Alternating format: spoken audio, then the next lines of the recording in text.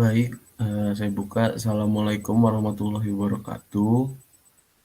Perkenalkan, nama saya Adi Wicaksono dengan NIM 11011184349 dari kelas Sistem Komunikasi Optik TT 4312. Jadi, pada kesempatan kali ini saya akan menjelaskan tentang tugas besar Sistem Komunikasi Optik, yaitu perancangan point-to-point link dari STO Telkom Pengadilan Bogor sampai ke Tugu Monas, Jakarta.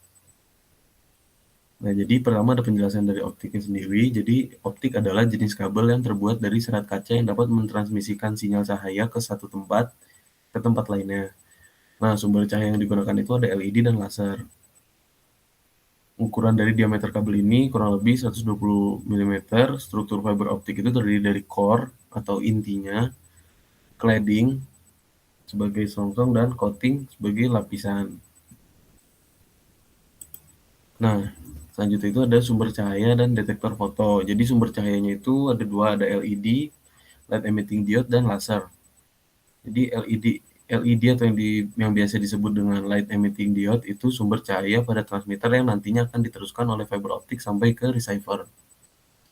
Nah, kalau laser atau light amplification by stimulate emission of radiation adalah sumber cahaya pada transmitter. Nah, lalu ada detektor foto. Jadi detektor foto itu merupakan komponen pada sistem fiber optik yang berfungsi mengubah cahaya menjadi arus listrik. Nah, terdapat beberapa jenis fotodetektor, diantaranya PIN dan APD. Nah, kita masuk ke design maps. Mungkin agar lebih jelas, kita bisa lihat dari Google Earth. Nah, jadi untuk di titik pengirim itu kita berada di STO Telkom Pengadilan Bogor. Nah, kita bisa lihat di sini. Jadi STO Telkom Pengadilan Bogor itu ada di Jalan Pengadilan di Kota Bogor.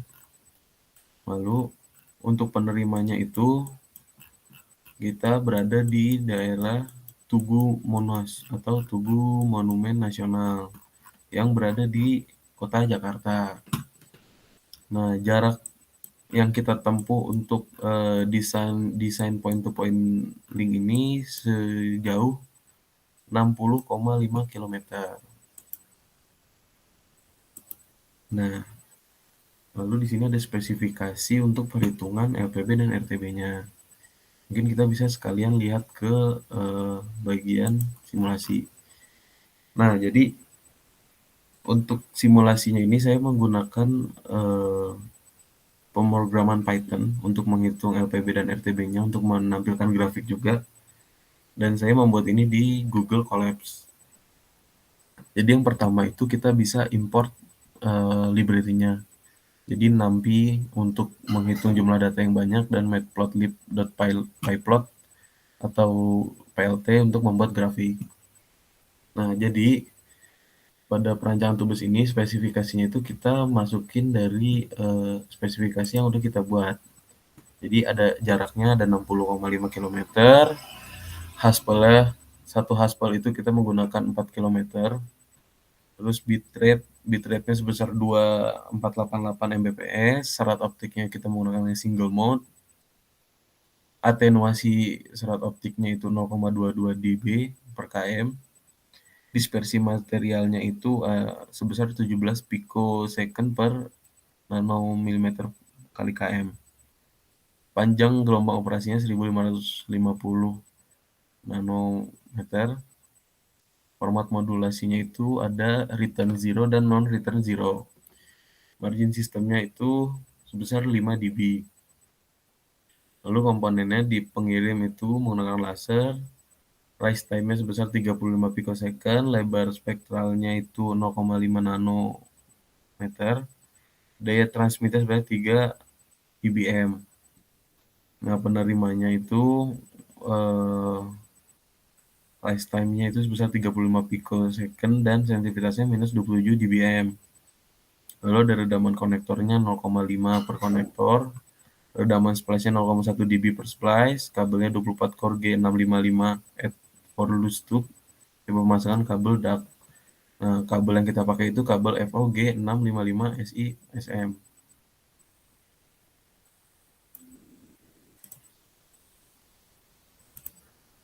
Nah, jadi untuk simulasinya itu kita sudah memasukkan data-data yang baru saja saya sebutkan tadi. Jadi ketika semua data-data sudah di-input, kita bisa langsung run untuk perhitungan link power budgetnya. Jadi untuk perhitungan link power budgetnya itu kita sudah masukkan rumus perhitungan LPB-nya. Nah, di sini rumus link power budget kan itu kan PRX sama dengan PTX dikurangi AT. Nah, AT-nya ini udah dimasukin nih perhitungan semuanya. Nah, jadi di bawah ini ada print. Jadi misalkan nanti sudah kita run, itu akan muncul perhitungan LPB. Total redaman kabel adalah sebesar A underscore T, total daya kirim PTX underscore DB, dan total daya terimanya nanti PRX. Nah, nanti pada kesimpulannya kita bisa mengetahui bahwa LPB ini sudah terpenuhi atau belum. Nah, setelah kita run, akan keluar perhitungan dari LPB-nya, itu total redaman kabel itu sebesar 20,7225 dB. Total daya kirimnya 8,15 dBm dan total daya terimanya adalah minus 12,56 dBm. Nah, karena total daya terima kita masih lebih besar daripada minus 27 dB, maka dari itu kesimpulannya LPB terpenuhi. Nah, lalu kita bisa melihat dari grafiknya. Nah, jadi LPB-nya itu kita masih bisa terpenuhi karena tidak terpotong di antara daya terima dengan jaraknya. Lalu masuk ke rise time budget. Di rise time budget pun kita sudah memasukkan semua perhitungannya.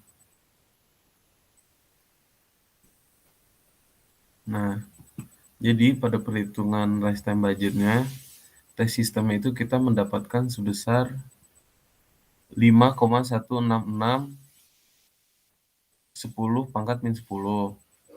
TRZ-nya itu sebesar 0,141 second dan TNRZ-nya itu 0,2822580 second. Kesimpulannya RTB untuk NRZ dan RZ adalah terpenuhi. Nah, di sini pun kita bisa lihat dari grafik rise time budgetnya. Nah, selanjutnya itu kita akan melihat bill of quantity. Jadi untuk perhitungan perkiraan harganya itu karena kabel yang kita pakai itu harga satuannya 25 meter, kita membutuhkan sebanyak 16 haspel karena jarak yang kita tempuh sebesar 60,5 km. Di mana tadi satu haspel itu panjangnya 4 km. Nah, makanya untuk total harga yang kita gunakan sebesar 1,6 miliar. Nah, lalu di sisi pengirimnya kita pakai fiber optic transmitter sejumlah 1 buah dengan harga 8.300.000, sekitar 8.300.000. Nah, untuk di sisi penerimanya ada fiber optic receiver berjumlah 1 buah dengan harga Rp859.023.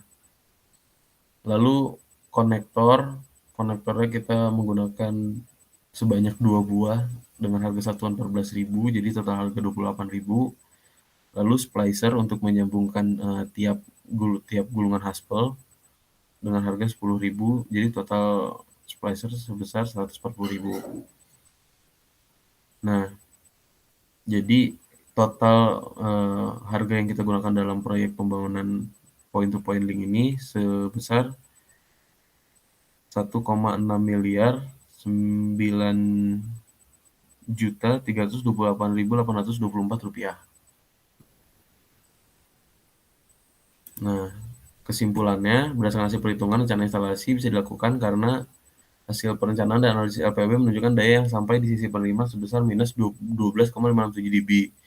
Mampu diterima oleh telefoto yang memiliki sensitivitas sebesar minus 27 dB.